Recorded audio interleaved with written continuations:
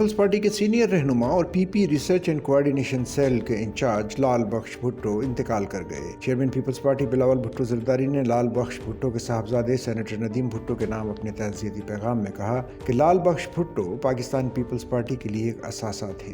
جمہوریت کی بحالی کے لیے ان کی خدمات کو کبھی فراموش نہیں کیا جائے گا۔ بلاول بھٹو زرداری نے ان کی بلندی درجات کے لیے فاتح خوانی اور لواحقین کے لیے صبر جمیل کی دعا کی۔ خاتون اول بی بی آصفہ بھٹو زرداری نے بھی سینئر رہنما لال بخش بھٹو کے انتقال پر اظہار افسوس کا پیغام دیا۔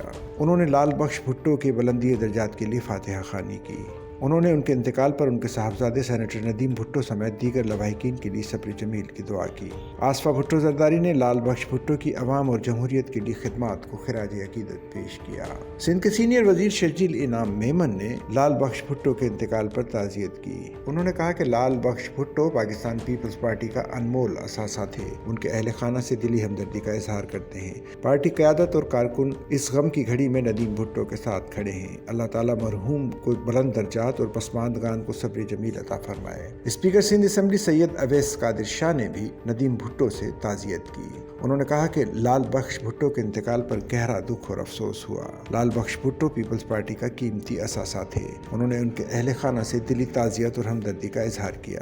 سچل نیوز نیٹ ورک کی ویڈیوز میں خوش آمدید۔ ناظرین، ویڈیو سے متعلق اپنی قیمتی رائے کا اظہار کمنٹ باکس میں ضرور کریں اور چینل کو سبسکرائب کریں۔